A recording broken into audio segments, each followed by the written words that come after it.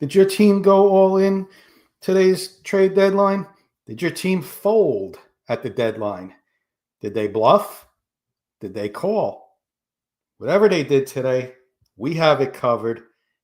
Grab your chips and dip. Grab that beverage. It's the morning juice at night. It starts now.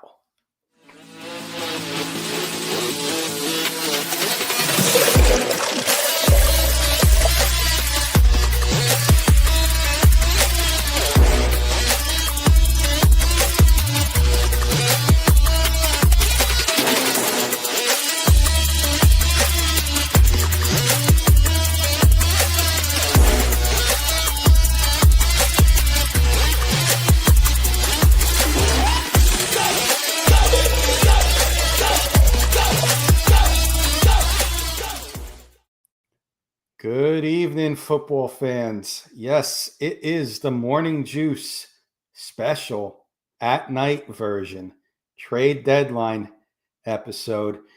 I'm here. I'm ready to go. I got my beverage with me, but alongside me on my right, to my right, maybe he's to your left. He might be above, he might be below, but he's number one in my book. We got the Rocket Man from the Denver Bronco Roundup with us tonight. How we doing, Trevor? Doing well, Kenny. Excited to be here. Excited to cover the NFL and the trade deadline. One of my favorite times of year. It's really starting, especially today, starting to kind of feel like more like baseball trade deadline here in the NFL. Back in the day, NFL trade deadline, it was kind of, is what it was. It was kind of mostly quiet. You got, multiple blockbusters today, and it's fun. It's fun to see these kind of transitions or transactions happen, I should say. So looking forward to getting into it and breaking it down. Yeah, and I want to thank you for being here tonight. I put this together last minute. I say last minute. I was traveling today. I said to Keith, "Hey, a lot of big names traded today. Would you want to maybe go on? It'd be a nice opportunity to get our show out there a little bit, the Morning Juice." And he would have loved to be here tonight. He had some things going on. So Trevor, thank you for filling in for Keith. He'll be back with me Monday morning. But off topic. I know I just gave you the quick agenda 5 minutes ago that we had written down. Off script.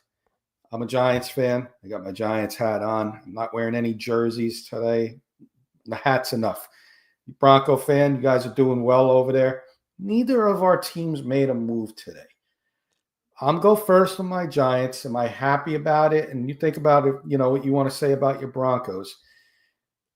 I am happy and unhappy at the same time. I am so happy that we did not give up Kayvon Thibodeau. He's one of my favorite Giants. I think he's one of the most underrated Giants when it comes to that front four that we have to build on the future. Kayvon Thibodeau, his name's been mentioned in trades, this and that. The Giants did not trade him today. But where I'm unhappy is we got dead weight on our team. Jalen Hyatt, third-round pick a couple years ago that we moved up for, done absolutely nothing in his career as a Giant for 3 years now. Evan Neal, seventh pick in the draft 2 years ago, has done nothing. They moved him from left tackle to right guard. Can't get on the field. This is the first week he suited up, didn't get on the field with our starting tackle out. Fifth-round draft pick this year is the one who's been playing and doing well. Tay Banks, our corner that we picked in the first round, has been absolutely terrible. Got bulldozed by Brian Robinson last week. Couldn't move him. Heard there was some news about him moving. So I'm unhappy there. So I'm a little mixed feelings. I'm happy that the big names didn't get traded, and I'm unhappy that the guys that are dead weight didn't get traded. So I'm right there on the fence in the middle with the Giants did today, Trevor. How about you with the Broncos? And then we'll get to some comments. Yeah, I think for me, I didn't expect the Broncos to be too active. I really think that the whole Jalen Waddle thing, I know it was rumored, both the Giants and Broncos actually. It was first the Giants first, and then obviously the Broncos here really recently. I think the media made too much of it. I think Jalen Waddle, I think the price tag for him was more than what people let on, I think, or maybe what people understood. From my understanding, it was a first-round draft pick. I think that's a little bit too much for a wide receiver when the Broncos have obviously invested already in the wide receiver room with Troy Franklin, 4th-round pick, Marvin Mims, 2nd-round pick, and then you just recently reinvested in that wide receiver room this past draft, drafting Pat Bryant. So it's just like wide receiver wise, I wasn't surprised they didn't make a move right there. You got to see what these guys can do the rest of the season with Bo Nix and see if they can get that connection and be that number 2, not number 3 that you need on this team, or maybe even more. I don't think we've seen the upside yet of Marvin Mims, Troy Franklin, and Pat Bryant. So I think that's something Bronco fans should be looking forward to seeing.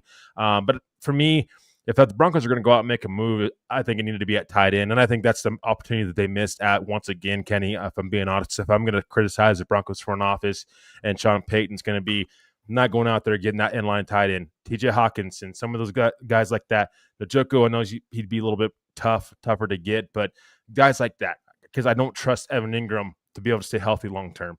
And if he goes down again, your tight end room is back to where it was last year, square one. You don't have much behind him. So unlike the wide receiver room where the Broncos invested into it with young, talented players and young players that got high upside, that tight end room, there's not much there, other than Evan Ingram. And Evan Ingram, even Evan Ingram himself, got limitations. So I'm right there with you, Kenny. I'm in the middle. I wish the Broncos would have, taken the tight end position a little more serious, but we'll see if they indeed address that in the offseason, because I think possibly could be a interesting free agency for the Broncos this coming up offseason.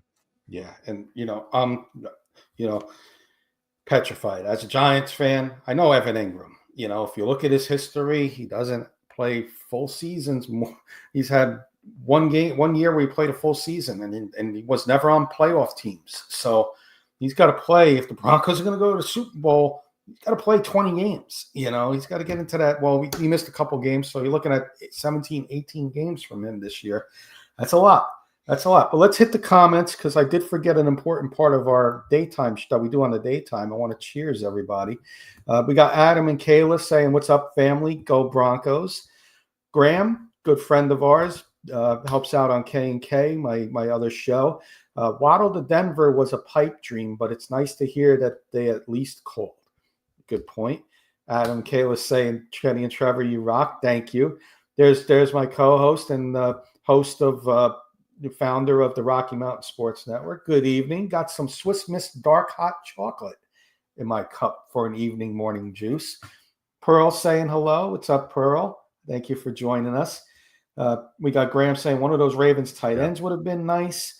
And the Avalanche are on now. So in typical morning juice form, for those who don't know, we like to cheers what we're drinking. I like to throw little cheers out there. It's an evening show, so I just got a simple, once again, I did this on Monday. I got a little lemon iced tea, cold lemon iced tea to go down on a nice evening beverage. And you drinking some coffee, I presume, there, Trevor?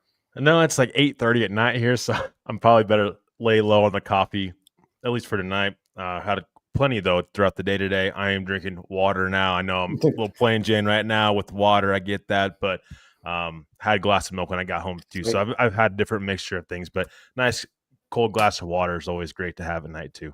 Stay hydrated and juice it up, evening edition, everybody. Absolutely. You want to have the alcohol in there? I'm all okay with it, but we're a family show, so on here I'll just have the plain iced tea. Mm-hmm. Love you all. So yeah, let's do it. We're going to talk about the trade deadline. Perfect, evening morning juice topic. We had the trade deadline pass today, Trevor, and in the heading, some teams did go all in, some folded their hands, but we're just going to go in order from some of the trades. We had 2 trades late last night happen, and you just tell me who you think won this trade, and then we'll go on, and then when we get done with the trades, we'll just do a short who we think were the winners and losers of the deadline. Yeah, and then Graham's saying, "Trevor, you could say it's vodka or gin." Yeah. And, unfortunately, Graham, on a Tuesday night, I don't not feeling it quite yet. Maybe it was Friday, different story. Just kidding, by the way. And a couple comments from Pearl. She's saying that she read the Broncos tried to get several players. The price was too high for the players they wanted. That is true. That's what we heard, Ms. Pearl. And she's also saying she has Canadian water besides her, so she's on the water as well. So yeah, please share what you're drinking. We love to do that little side part of our show, make us unique. But yeah, Monday night, a couple trades happened, Trevor. First one, Dolphins trade edge rusher, linebacker Jalen Phillips to the Eagles for a third-round pick. Who do you think won this trade? You could say both. You could say neither. I mean, I would say both because I think Miami got more draft capital. I was a little surprised Miami wasn't more active, though. I know they had a high price tag for Jalen Waddle, but this is a team that's just really heading in the wrong direction right now. You'd figure they would have done more. Bradley Chubb is another player that I thought they would have moved today, and they didn't at all. I think for the Eagles, that defense, I've said it all season long, that defense is going to take a step back, and I think they have. So I think you've been able to add an edge rusher like Jalen Phillips to that team. I think gives them an added boost at the very least. Kind of a high price tag, third-round pick, but hey, it's Howie Roseman, and he's going to do whatever he can to get this Eagles team back on track. So I think it's a win-win for both teams. Just a little surprised Miami didn't do more at the trade deadline because I think that they miss out on a great opportunity. And a couple of earlier moves that they made as well. Zaire Alexander and Michael Carter Jr. come over from the Jets and the Ravens. So 3 defensive additions for the Eagles. Howie Roseman doing, hey, Giants fan, tip your cap. You make some moves every year that you need to make. Your team is good every year. And, you know, if you're weak in a couple spots, you know, I know they lost, backup. Quinyon Mitchell's been banged up a little bit, but they lost, why can't I think of his name? The corner. Cooper DeJean? No, the older guy. He was on the Giants. Yeah. I'm drawing a blank with his name right now, and I can't believe it. But if somebody can help me, who am I thinking of? The guy. Anyway, but they bolstered their secondary. It's the evening show. I just did some traveling, so I'm drawing a blank on a name, and I'll think of him before the show is over. I promise. But I think the Eagles did well, and I think the Dolphins, like you said, rebuild, get a third-round pick. Very nice. Let's get Keith's question before we move to the next show, the next trade. A.J. Brown wasn't moved. Surprised? I wasn't surprised. I mean, I don't think the Eagles are going to sell that hard right now. I think this is a team that still very much so believes that they can be a contender. I just don't see the value for A.J. Brown right now. It's a big contract as well. And who do you have behind him to replace him? I think that's more of a move in the offseason, honestly. And Graham, I swear I'm not cheating. Adoree, yeah. 2 seconds before you put that up, if Trevor finished, I was going to say Adoree Jackson. That was the name. Mm-hmm. So, yeah. So they lost some players. So they made some moves. I think it was great. And I agree with you, Trevor. I don't think the Eagles had any intentions on moving A.J. Brown unless the price was too good to pass up. They're a Super Bowl contender and a Super Bowl favorite in a lot of people's eyes. And you don't want to give up something that is going to hurt the team maybe going forward this year. Maybe next year now in the offseason, that's a different story. One other move late last night. Bronco fans are familiar with this name. You're familiar. I'm sure Keith is, and Graham and Pearl. Titans trade Draymond Jones to the Ravens for a 5th-round pick. Yeah. Do you like it? What do you think? Yeah, I mean, it just seems like Baltimore just always tries to go half in all the time, especially when it comes to the defense side of the ball. That defense is just atrocious right now.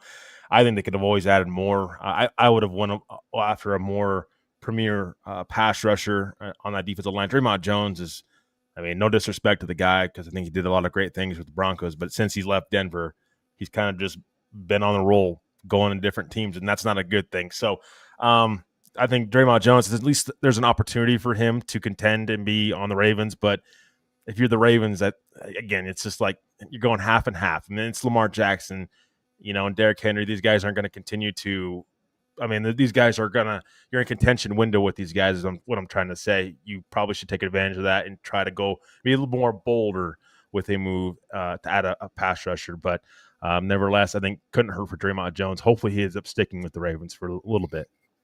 And we got our good friend Albert Dutchy Knoppers. What's up, Dutchy? Saying, I know it could have been helpful to have another weapon, but not for very high prices. Graham's saying, solid move by the Ravens, unless Draymond is a has-been. And I think I may have just come up for a name. I know the Denver Bronco Roundup has its posse. Juicers, play along. if you like the trade or you don't like the trade, we're going to call you the juicers in the in the audience. So welcome to the show, juicers. Keith, I don't know. I'll ask Keith on Monday if it's a go, but he's in the audience. He can answer that on the air Monday. We're going to call our audience juicers. Play along, juicers. If you like the trade, don't like the trade, let us know. I'm gonna get to Graham's question too. We missed it earlier. I think he's Yeah. talking about but the Broncos. He said, "Think we could have traded an edge rusher for something." Kenny, I'll get your thoughts first, and then I'll give my opinion. I don't know about edge rusher, but I really thought something was coming. And you mentioned tight end earlier, but I know Drew Sanders is coming back, but I thought maybe a linebacker or an added piece in the secondary.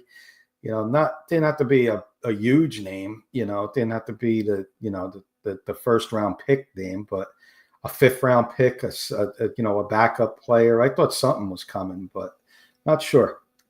Yeah, for me, I don't think so. I mean, you just think about it. Jonathan Cooper and Nick Benito, both guys locked up long term. And obviously, those guys are not going to get moved. Those two guys really have the most value right now. Jonah Ellis hasn't done much this season, and then DeAndre I Tillman hasn't done misunderstood the much either. question. Sorry, I misunderstood the question. No, you're good. You meant trading an edge rusher or something. Yeah, Okay. Yeah. No. Maybe, but your rookies aren't performing. Savion Jones and Q Robinson's getting some playing time, but there's no hope that this year they could take over a full-time role, Graham. So I would say no, keep what you got. The defense doesn't need any fixing or any pieces taken away. You don't want to play Jenga and pull a piece out and it falls down because you got rid of that edge rusher and your other guy gets hurt now, and now that Jenga game falls down and you're done. Mm-hmm. So I'm happy they didn't trade anything there. Our good friend Patrick over there, Lion Coffee. What's up, Patrick? Patrick over there, Lion Coffee. Check out Lion Coffee. Amazing stuff. I got the chocolate macadamia in the house. Love it. Can't get enough of it. Patrick, we appreciate all the support you give all our shows. And I know you don't get a chance to come on the Morning Juice daytime because you're out there in Hawaii, but we got you on the evening version. So welcome, Patrick. Good to see you. Albert's saying the only three spots I would get, one would have been wide receiver, tight end, or left guard. Mm-hmm. Yeah. I mean, again, the whole wide receiver thing, I think is kind of being blown out there by the media a little bit more, because even Sean Payton spoke today after the deadline. He said, "Why would we trade for wide receiver right now? We already are invested into the guys in our wide receiver room." So, I think that he's actually speaking the truth with that, because their actions are speaking louder as well, just as much as his words. The Broncos this past offseason also didn't do much at wide receiver, because I think they really do truly believe in the young guys they have in that wide receiver room. And Sean Payton's going to have final say, being that he's, the guy that calls the shots on the offense side of the ball. So, I mean, I think the Broncos are a lot higher on the wide receiver room than a lot of people are. And back to Patrick, he said he was kind of nervous that nothing came of today's trade-wise for us. And like I said, for me, Patrick, Evan Ingram's the one. No depth at tight end. If he goes down for one game, you're in an important race in the AFC. You got the driver's seat now. Colts lost. You have the same record as the Patriots, the Bills, and the Colts, all fighting for number one seed. Mm-hmm. Very important. This guy misses one game. You don't have anything behind him that's worth that the defense is going to be even thinking about being scared of. Yeah. So it's scary. I am a little nervous too, Patrick. I'm not going to lie. I will add, Kenny, on what Patrick had said. I would say also it's also probably a good thing the Broncos didn't make a move, I should say, in a way, because the last thing you want is to see the Broncos overvalue and maybe give up a little bit too much. And for a Jalen Waddle, a first round pick for Jalen Waddle, I think is a little bit too much for him. I know some people can argue and are going to argue against that with me, but I mean, let's just be thankful the Broncos didn't overdo it with trades and they didn't give up too much. So I think sometimes no trades are a good thing. And I think in this situation with the Broncos, we would like to see them share up a couple positions, but let's be honest, this team record-wise, they're not where they're at. Not where they're at right now without the players they have on this roster. Definitely a lot looking forward to this team with the guys they have and are going to continue to have going forward. Well said. Let's get to some other teams. So we do cover every team here on the Morning Juice. Let's get to some of the trades that happened today. And the first one that was announced today was the Bengals trading Logan Wilson to the Cowboys after the Cowboys' disaster defense was a no-show yesterday against Jacoby Brissett and the Cardinals. They go out early today and get Logan Wilson from the Cowboys, from the Bengals for a 2026 seventh-round pick. I think this is a good move for the Cowboys, and the Bengals, their defense is atrocious as well. So Logan Wilson goes from one bad defense to another, but we'll see what happens there. I think the Cowboys got the better of this deal. Yeah, it's 7th-round draft pick, and Logan Wilson, I think he requested a trade, if I'm not mistaken. Really wasn't getting a lot of playing time in Cincinnati, so I think if you're Dallas, you take a shot on Logan Wilson and try to really build that defense back up again, because like you said, Kenny, their defense has not been very good this year, and has definitely been one of their weakest points, if not the weakest point on Dallas. Albert saying he's not nervous about getting another player. Our players need to step up, and this could make them a bit nervous to play better. Well said. And you had surgery today. I hope you're having a speedy recovery, Albert. And thanks for hanging out with us, and hope you're doing well. Feel better soon, okay, my friend? Same here, Albert. Yep. Next one I have on the list here, Trevor, is one of the ones I am thinking could be the trade of the deadline. It's a very underrated trade on some people's minds because of some of the other big names that came out. But the Raiders do trade Jacoby Myers. They trade him to the Jaguars, which surprised me a little bit at first. But then I thought about it a little more, and I said, okay. But the Jaguars give up a 4th and 6th round pick for Jacoby Myers. Jacoby Myers wasn't happy in Vegas. We knew he was going to get moved. About the asking price that the Raiders would get. So I think this is a win-win for both teams, but I think this is a huge win for the Jaguars. Jacoby Myers is one of the most underrated receivers in all of the NFL, in my opinion. Goes to the Jaguars, who have lost Travis Hunter for a few weeks. Brian Thomas is underperforming. They're telling their fans, we're not out of this. We're 5-3. Colts just lost. We're not just going for a wild card. We're going for the division. When Travis Hunter comes back, this could be a dangerous, dangerous team heading into December and into maybe the playoffs. So love this trade for the Jaguars. It's a good one for the Raiders. They got 2 picks out of the deal, a 4th and a 6th. So Raiders got what they expected for it. Jaguars did an amazing job in this one, in my opinion. I would actually say Jacksonville won this trade because I think the Raiders, from what my understanding was, their asking price was a 3rd-round draft pick. They did not get that for Jacoby Myers. So for me, I would say Jacksonville won that trade. You give more weapons for Trevor Lawrence as well. It just goes to show how much Liam Cohen is just invested in him and making Trevor Lawrence the best quarterback he possibly can be and get the most out of him.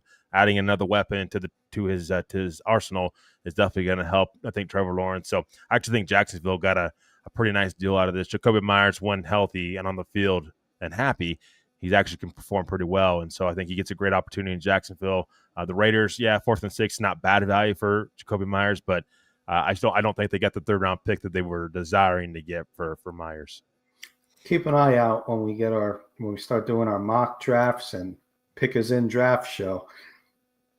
See what the Raiders got, 4th and a 6th. See if that maybe gets moved up for a 3rd. If they like somebody in the 3rd, they might be able to move some picks up for higher picks here. So let's keep an eye on that team. So next one I have here, it's the blockbuster of the day. The Jets trade Sauce Gardner to the Colts for a 2026 and a 2027 first-round draft pick and a Donze Mitchell. First, with the speedster out of Texas, when we did our pickers in draft show, mock drafts, you were very high on him. And to me, it's a win-win for both teams. I mean, for me, the Colts, they get the guy they need in the secondary, and he's a top 5 corner in the league. He's right on that same level as PS2 in my opinion, and they get one that's the top of the leagues. They give up 2 firsts, big price for him, but hey, they're showing their fans, like in the intro, they're putting their chips all in. They're going for it. They went on defense here, and for the Jets, the rebuild starts. So the Jets, we got some more Jets trades coming up. We'll talk about them in a minute, but win-win for both, in my opinion. Yeah, I would say so too. I mean, Sauce Gardner being 25 years old too, only 25 years old, just turned it in August. I think is a really good thing for the Colts. I mean, that gives them a contention window to play with Sauce Gardner. And for the Jets, I mean, this screams to me they've got to be looking to get their franchise quarterback between the next 2 years and the draft. I would say so, unless there's a quarterback that becomes available that they can give up picks for. But I think this screams them getting a quarterback, a guy they can get behind as a franchise quarterback. Clearly, Justin Fields isn't that guy for them. And I think that the Jets' mindset is, hey, we've got to start stockpiling assets because without a franchise quarterback, what are you going to be able to win? I mean, Sauce Gardner and Quinnen Williams are great players, but you can't win with, just those guys. You need a quarterback that's going to be able to perform at a high level. So this screams to me, Jets are looking for their franchise quarterback, and I think they're going to get it either this coming up offseason or the next offseason within the next 2 years, I would say. Keep an eye out. You know what? Let's jump right ahead to the other Jets trade. The Jets traded Quinnen Williams, like you just said, their other big studs defensive guy, to Dallas. Dallas bolstering that defense. It's 2026 second-round pick and a 2027 first-round pick. So, and Mozzie Smith goes also to the Jets. But for me, I'm thinking the Jets won this one a little bit. For me, you get 2 more picks out of this deal. You are assuring yourself you're going to get that quarterback you want, because now these 2 trades turned into 3 first-round picks and a second-round pick and a number 2 wide receiver going forward. They got in this trade deadline. So we're going to have winners and losers later, and I think we know what one of our winners is going to be. But Cowboys didn't do bad here, but I think the Jets did better. Yeah, I think I'm a little more probably even-keeled with this one.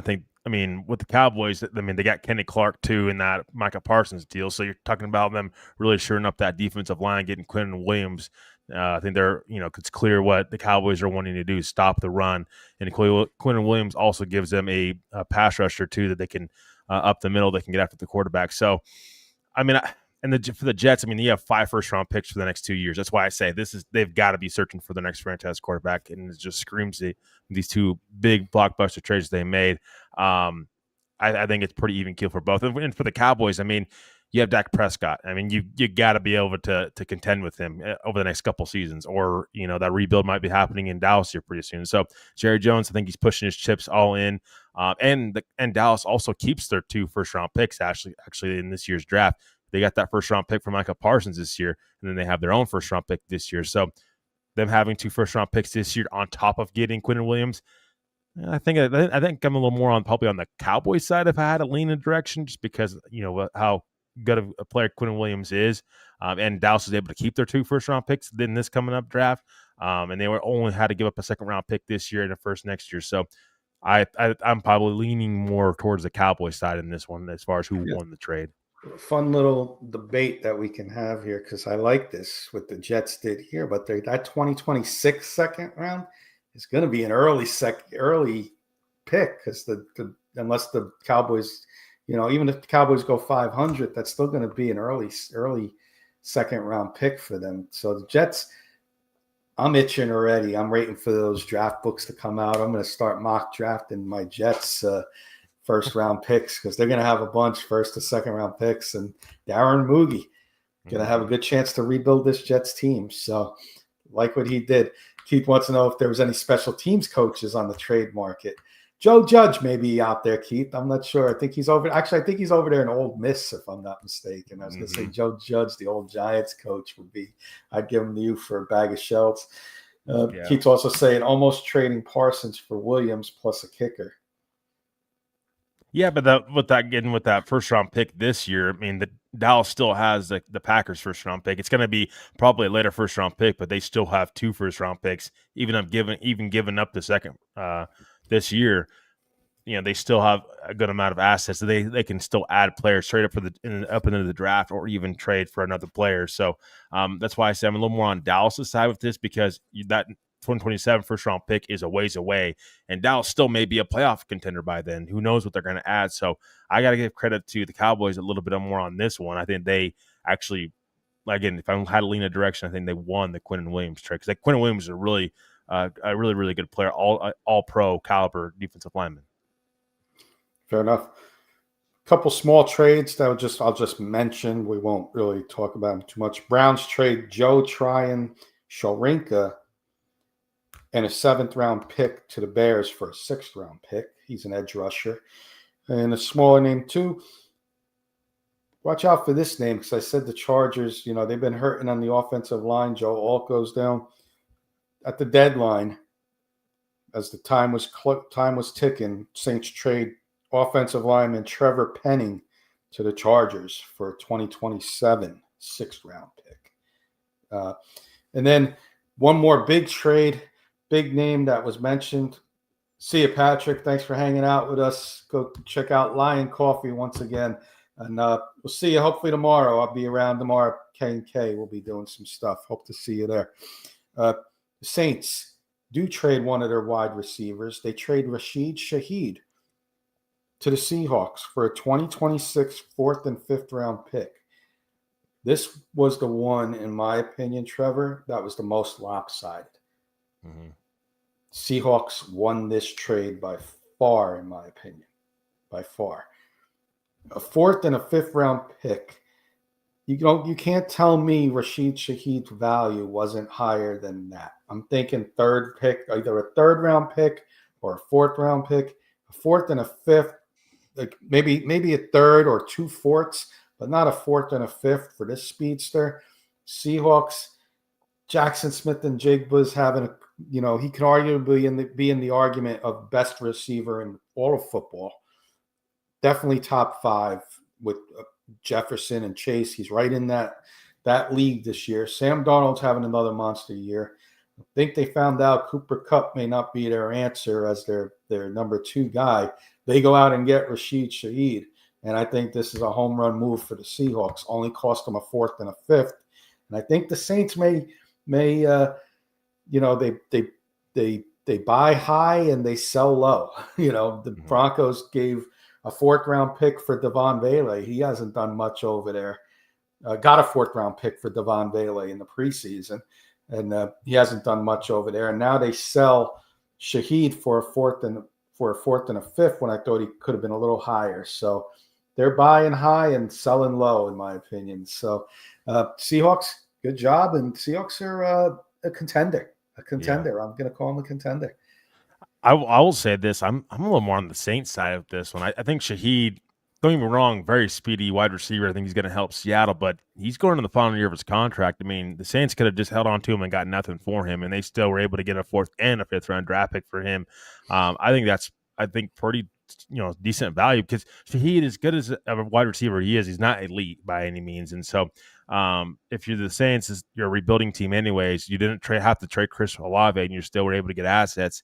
I think it's actually a win for them, for a guy that they were probably not going to resign at the end of the season. So I think I probably am more on the Saints side in this one from a value standpoint. Yeah, I could have got a 3rd round pick possibly for him, but again, with that contract expiring, probably had a lot to do with it as well, where his value was more of a 4th and 5th round pick. Maybe if Shaheed had another year on his contract, that might have been bumped up to a 3rd round pick because he had more control. You do bring up a good point. So maybe 3rd might have been too high. If somebody was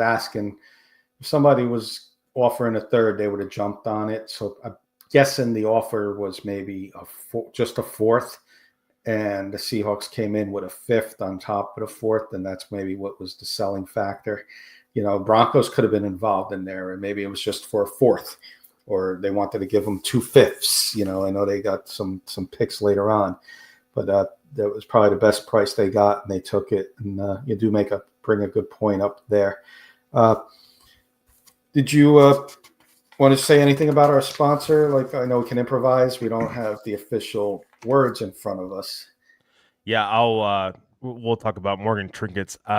With over 33 years experience, they are your headquarters for Southwest Pottery and Jewelry, as well as estate gold at wholesale prices. Started in 1990, once a nationwide company. Now they do shows exclusively in northern Colorado and southern Wyoming. All their gold is real gold, 10, 14, or 18 karat gold. All their silver is sterling silver. How do you find Morgan Trinkets? On Facebook by searching Morgan Trinkets Co. on Etsy today.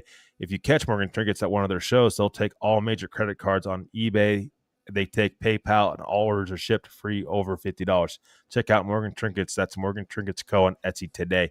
I believe Miss Pearl has more of an eBay thing now going. So check them out. Morgan Trinkets more on eBay, Facebook, Facebook and Etsy. Not quite sure if that's still going, but nevertheless, want to thank Morgan Trinkets and Miss Pearl for being our amazing sponsor as always. I really appreciate them for always sponsoring our show. Thank you, Ms. Pearl, for saying lots of new stuff posted this week on Etsy and eBay. Awesome. Thank you, Ms. Pearl. Keith was saying Calvin Kamara stays in New Orleans. Sorry, Kurt Valenti. Yep, he didn't move. And there's our good friend Martin. He comes in hangs out with us, Denver Bronco Roundup. Also, Morning Juice. He was with us Monday. What's up, Martin? Coming in late, but I hate that Indy got sauce. At least they had to pay a lot for him. I'm grateful that we have PS2 and at a bargain price. Colts are going to be tough, but I did see this, Martin, and we're going to see going forward. If the Colts, I said this when Daniel Jones was on the Giants, if the Giants stick with Saquon Barkley and have Daniel Jones make just a few plays a game, you're going to win games. But when you 100% need to count on Daniel Jones, you get these type of games sometimes. And the Steelers had a great game plan. They shut down Jonathan Taylor. Daniel Jones had to make too many plays. Almost made enough to win the game, but he made a lot of mistakes too. A couple fumbles, interceptions. But that defense is going to be a lot better with Sauce Gardner. But the Jets did get a lot, and the Jets are going to be a fun team to watch 3-4 years from now if they get their drafts right with Darren Moogie. Thanks for hanging out with us, Mark. And also, I mean, this can go, one or both ways. Either Daniel Jones ends up working out and the Colts are a playoff contender and a possibly Super Bowl contender in the next couple seasons, or B, Daniel Jones doesn't work out because it's a one-year deal and the Colts suddenly are picking in the top 10 or, in the teens. And this works out more for the Jets. So it'd be interesting to see, like you said, Kenny, how these trades kind of pan out over the next couple of seasons, and as we see some of these draft picks come out as well. The Colts obviously taking a big gamble with Daniel Jones. I think it clearly states, though, how much they believe in him as their starting quarterback. And everybody's friend, our good friend, great supporter of the show as well, Michael Ronquillo. Good evening, Kenny and Trevor on the Morning Juice at night. Go Bo Broncos. And he comes in with 100 stars. Thank you, Michael. And I'm going to throw little cheers out to everybody out there. Pearl, Martin, Keith, Dutchy, feel better. We're not done yet. We got one more segment. Patrick, aloha. I know he stepped away. I don't want to miss anybody here. Adam and Kayla, Graham, and get everybody. I'm doing what Dutchy always was great at doing. We got everybody for now. A little cheers. Yes, Michael, 100 stars. Just mentioned it. Thank you, Michael. As always, everybody's friend, Michael Ronquillo. But we're going to throw a little juice it up cheers, everybody, with a little iced tea cheer, water cheer from Trevor and whatever everybody else is drinking. Thank you for joining us on the Morning Juice at night. So we went through all the trades. I don't think we missed any of the big ones. I think we hit them all. Mm-hmm. Simple question. Give me a winner of the trade deadline. And we'll do a couple winners, couple losers. Give me a team that won the deadline today. I know it's maybe not be a more popular maybe answer, but I'm going to say the Cowboys has got to be one of them. I mean, I know it's Micah Parsons, it's Jerry Jones too, being kind of everywhere with trades, and he could have kept Micah Parsons, but able to add Quinnen Williams. Quinnen Williams is really good, a really really good football player up front. I mean, you don't give up a second round pick, any future first round pick for that kind of player, and just him not be a good football player. He's an all pro. You're able to get him inside, be able to stop the run alongside Kenny Clark. I think it's really going to help shore up that Cowboys defense a little bit more, at least give the Cowboys offense more of a shot in games, and can at least keep this Dallas team in games as far as their defense. So I'm going to go Cowboys as a winner in this one. We'll see how the Jets, the draft picks end up panning out, and I know they got a haul for a lot of these guys, but I think the Cowboys also really put their foot down and said, hey, we believe we are a contender, and Quinnen Williams, we believe, can get us over that hump.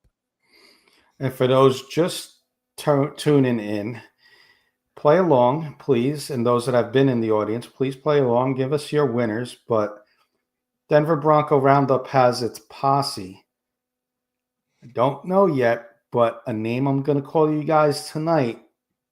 My juicers. Give me your thoughts on. Give me a winner. Give me a winner out there. I'd like to know from my juicers out there. Keith is going Eagles, and he has a question we're going to hold for a second. I did have the Eagles as well, Keith. So you know what? I'll just talk about the Eagles a little bit since they were on my list. The Eagles, they made one trade today, but two earlier in the week in Zaire Alexander for the Ravens for a 6th-round pick, and Michael Carter Jr. from the Jets, the other corner. They bring him over as well. I think it cost the 4th or 5th for him. I don't have it written down in front of me. And then they go and get yesterday at the late night, they go and get Jalen Phillips. So they do make 3 trades to bolster their defense, and they don't give up any 1st or 2nd round picks. And Howie Roseman does it again. You tip your cap. You can't do anything else. I'm jealous that they have a good GM over there, and I'm hoping we can find one. But, we'll see what the future holds. But you tip your cap to Howie Roseman. I agree with Keith that the Eagles were a winner. I got one more winner I'll give you. Mm-hmm. It's got to be the New York Jets.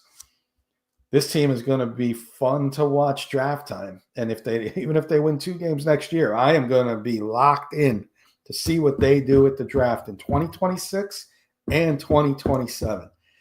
Because they got 2 2027 first-round draft picks. Make that 3 with their own.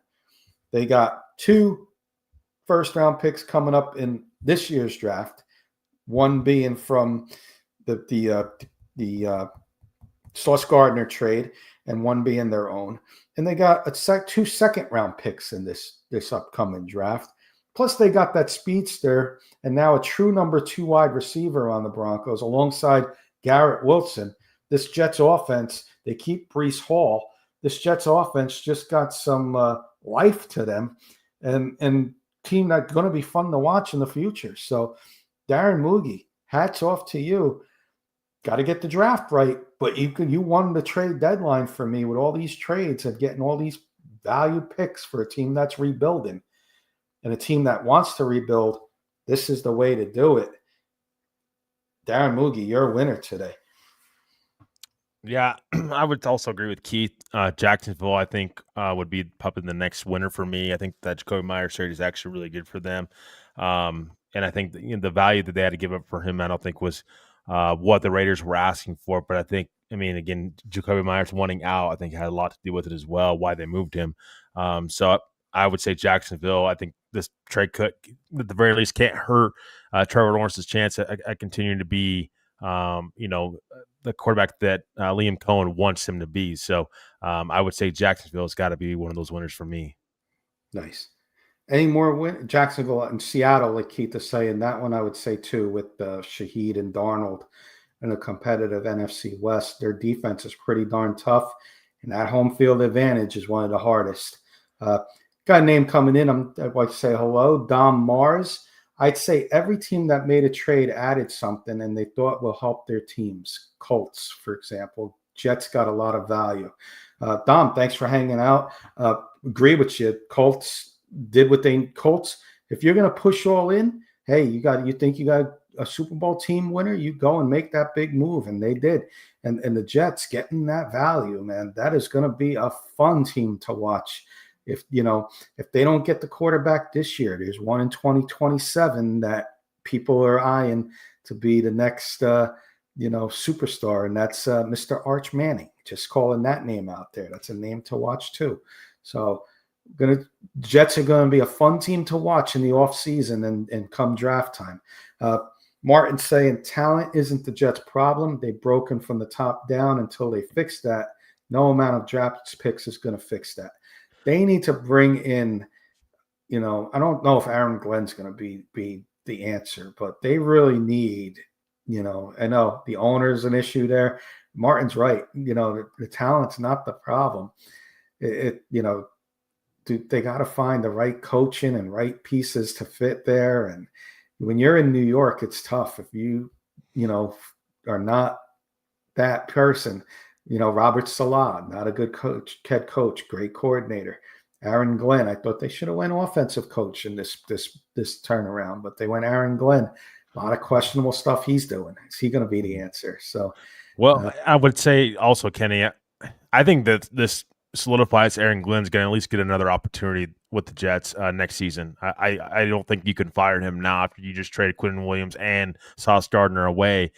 I think the signals that the Jets are at least going to give Aaron Glenn another season to see this thing through with a different quarterback and get their franchise quarterback under Aaron Glenn. I think it would be a mistake, I think, to fire Aaron Glenn unless he loses out, and there shouldn't be any consideration firing him now because you're rebuilding. So, and I agree with Martin too. It's not really just talent; it's from the top. I mean, it starts with ownership and them setting that mindset of winning and doing whatever they can to do so. I also say though, a knock on the Jets.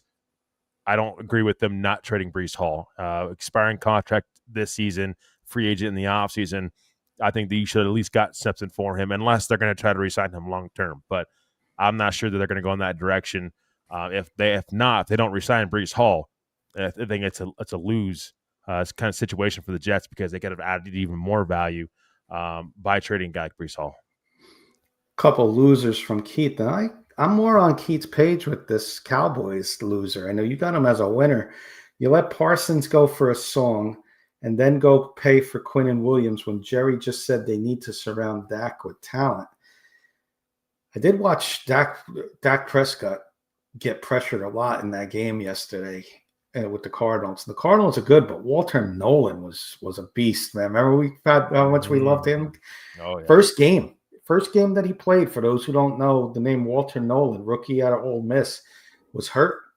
Played his first game yesterday. I think he had 1 sack and 2 pressures late in the game, important time in the game, and he was getting the Dak Prescott breaking through. So offensive line has always been the Cowboys' strength, and I think they need to adjust that. But Keith, what I think is Jerry Jones is witnessing is how bad that defense is, and historically bad, that he had to go make a move, and he went and got one of the best interior defensive linemen in the league, but because I think he's realizing he made those mistakes with Parsons and Lawrence and a couple other players on defense that they didn't bring back. So I think he's seeing that. And he's also got the Dolphins as a loser.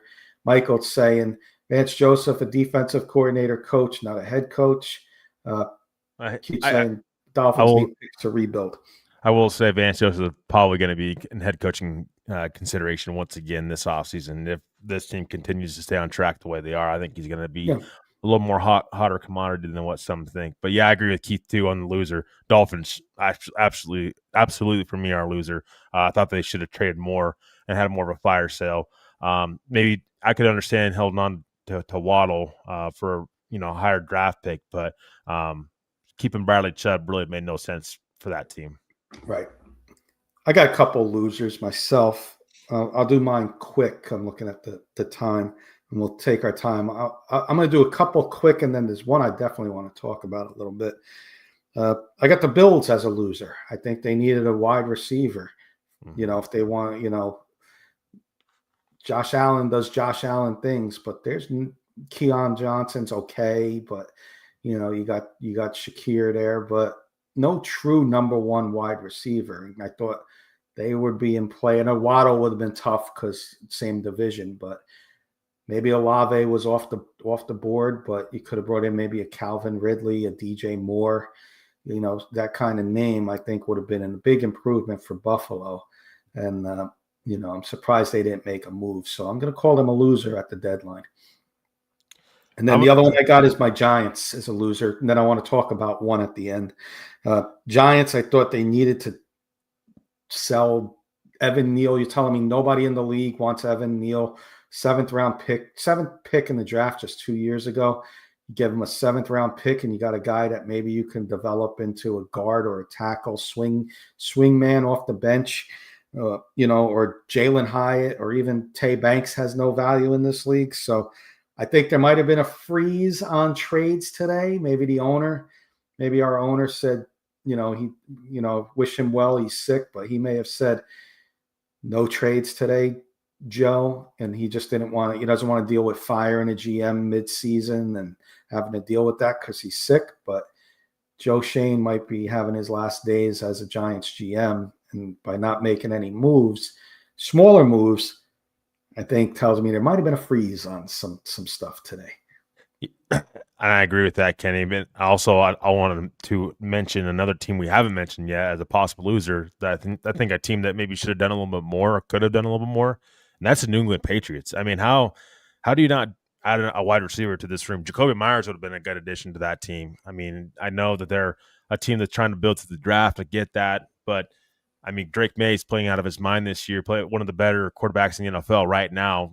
That's how special of a quarterback he is. I would think you need to get him more weapons. I mean, he has Stephon Diggs, but other than that, how much else does he have? I think that's a team that missed out on an opportunity to add a wide receiver and add more weapons for Drake May. Michael nailed this one. Kansas City Chiefs. Yeah. Isaiah Pacheco, I saw, is out right now. Mm-hmm. Breece Hall wanted a trade.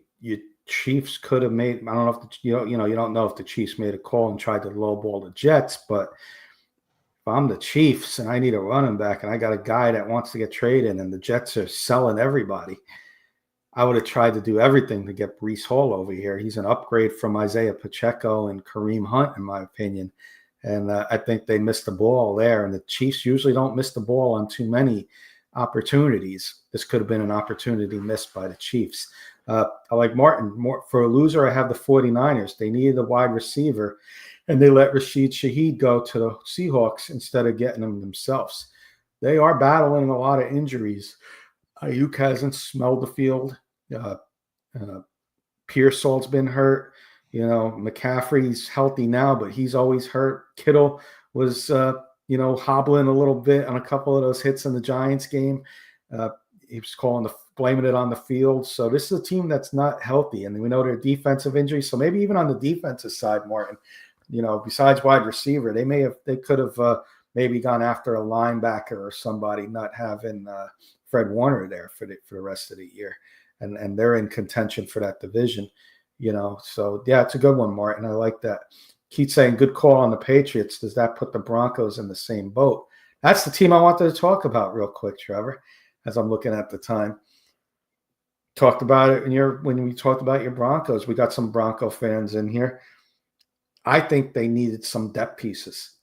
Tight end on top of the list. So I am calling the Broncos a loser in this deadline because Evan Engram, everybody in here, Bronco fan or not, you're holding your breath when he's on the field. When you don't, for me, like I watch games and when I hear it's a Giant player down, I'm like, oh no, it's going to be this guy. So when I hear a Bronco player down and it's on the offensive side of the ball and I don't see who it is yet, I'm praying it's not Evan Engram. It's like if it's Evan Engram, he's going to be done for at least 4 or 6 weeks. There's no way he's going to get up from his injury. He's just injury prone. They needed to, in my opinion, added depth to that tight end front and depth in a couple other places. Not saying the home run hitter player, but, you mentioned a couple tight ends, maybe Craig Awankaro from Titans could have come in here as a strict backup. Mark Andrews probably off the table. The Ravens are getting hot now a little bit. He was probably not available, but you didn't need to get the big name in here. You didn't need to go Grudi and Njoku, but you could have gotten somebody here to play tight end behind Evan Ingram and help him out a little bit too. Don't let him be on the field for so many plays, So I'm going to call him a loser. I am going to call him a loser here. I would say that also mention that I think it's a little bit different situation with the Patriots and Broncos. Patriots have Stephon Diggs and not much behind him as far as like what they've invested in the wide receiver room. The Broncos are different because they did invest in Cortland Sutton. They paid him big money, but they also invested behind him with Troy Franklin, Marvin Mims, and Pat Bryant. I think you need to give these young wide receivers time. I mean, I know it's really hard when this Broncos team, where they're at record wise and where they're heading, certainly in the right direction. But I think you've invested in these guys enough that you need to see it play out to see. First and foremost, do you need to go out another weapon? I still think right now it's a little early to give up on some of these young wide receivers. We've seen Troy Franklin already take steps in the right direction this year. Yeah, he needs to be a little more consistent. This is only year 2 of Troy Franklin. I mean, Marvin Mims, he's special on special teams. Got to stay healthy, but I think that there's something still more there. I don't think we've seen enough, the upside of Marvin Mims. And then Pat Bryant, I think he's a complete wide receiver. He's a great blocker. I think he's willing to be that a willing blocker that you need downfield, and he can also be a pass-catching wide receiver too. So giving these young guys a little more time. But I think the Patriots and Broncos are a little bit different because the Patriots don't got a lot other than Diggs behind him. And the Broncos, they've invested in that wide receiver room. Keith likes my former Miami Hurricane tight end Arroyo in Seattle that I loved coming out. He's coming around nice over there for sure. One more possible. I'm going to call him a loser. One more, and then we'll get some final thoughts in. A team that nobody has called a loser. They have a 3-6 record, and it's because of their quarterback being hurt multiple times this year, and he's going to be out for a while now. And that's Jaden Daniels. And I'm surprised the Commanders didn't make any moves with their aging veterans. Von Miller, Bobby Wagner, even Zach Ertz on the offensive side. He doesn't have many more years left. I'm surprised they didn't, try and move any of those guys for a couple picks to build for their future, which is Jaden Daniels. Yeah. Bobby Wagner could have been a name that they could have gotten something big for, a decent pick for, maybe a 3rd round pick, or even, somebody desperate. Maybe they could have gotten a 2nd round pick for a Bobby Wagner at his age. That's how good Bobby Wagner is. Von Miller, you're not going to get much for, but Zach Ertz would have gotten you a 4th or a 5th round pick. Go make some moves. Jaden Daniels is out. He's not going anywhere this year. Keep your offense of weapons, Samuel and McLaurin, intact. Get a younger tight end, Zach Ertz, move on from him. But I think they messed up. I do. I think they messed up, and they're not going to be a playoff contender this year and not moving anybody. I think they messed up. Well, and I also think they missed out on an opportunity to get a real pass rusher. I mean, if this is a team that I know that Jay Daniels is going to be out for a little bit, but still when he comes back, who knows? He might be back in contention again. I think Washington at some point in time, they've got to figure out that edge rusher room and really get a true number 1 edge rusher. That's when was the last time they truly had one of those? Maybe Chase Young when his rookie season.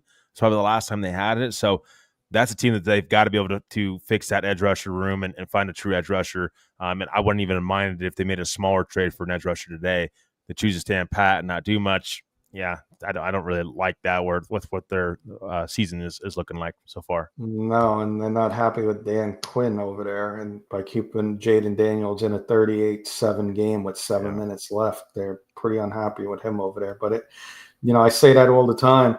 Jackson Dart was in game with 4 minutes left, and we're down, 17 with less than 4 minutes left, and he took a big hit, and I'm like, why is he in the game?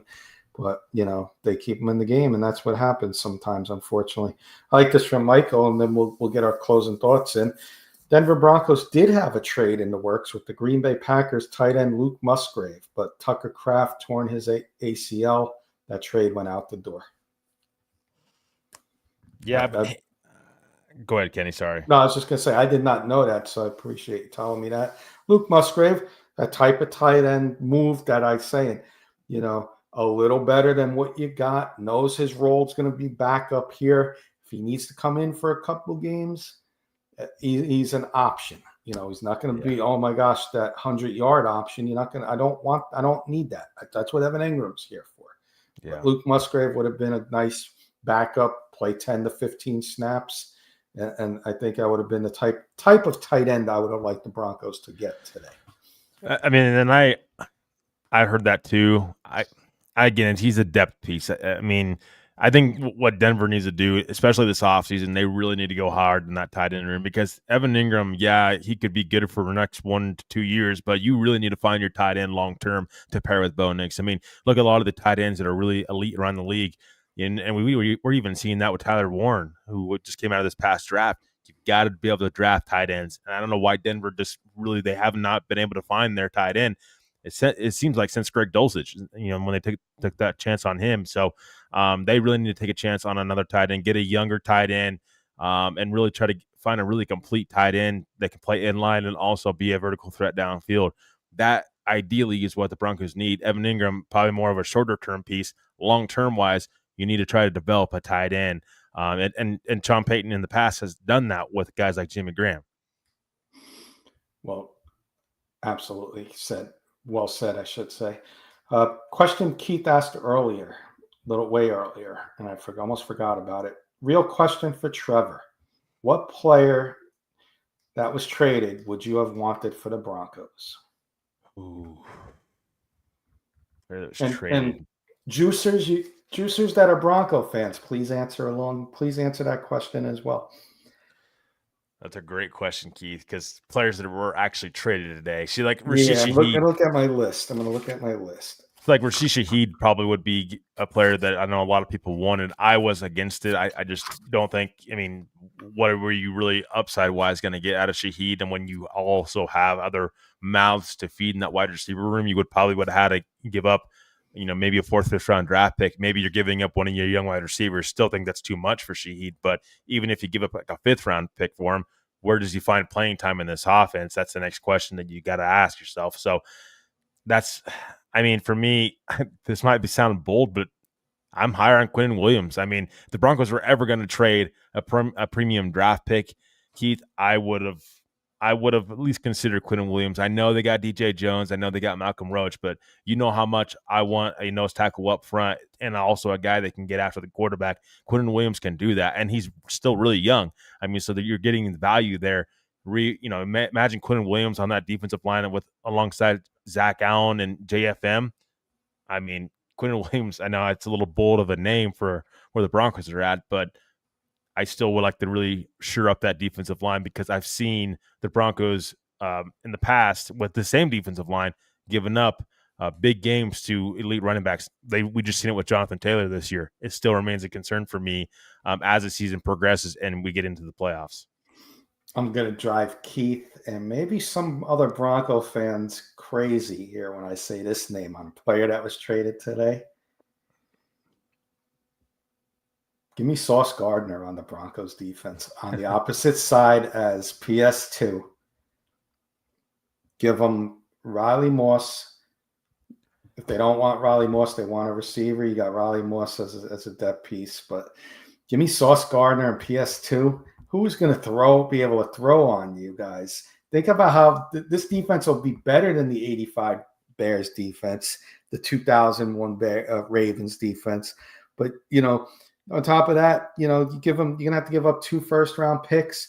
But what helps your offense is a great defense. And if you can be one of the best defenses ever in the history of football, that's the move I would have made. It would have cost what it cost the Colts 2 first-round picks and Adonai Mitchell, 2026, 27 first-round picks, and we'll say, in all fairness, you want to say Troy Franklin or Pat Bryant? Who do you want to say there, Trevor? Who would you put in there if that trade was to happen? For what? For which player?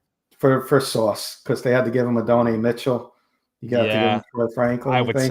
I would say Troy Franklin probably because of his upside. I'm doing it because look at that defense. Are you going to be telling me you're going to get more than who's going to catch the ball? What receivers are going to catch the ball with PS2 and Sauce?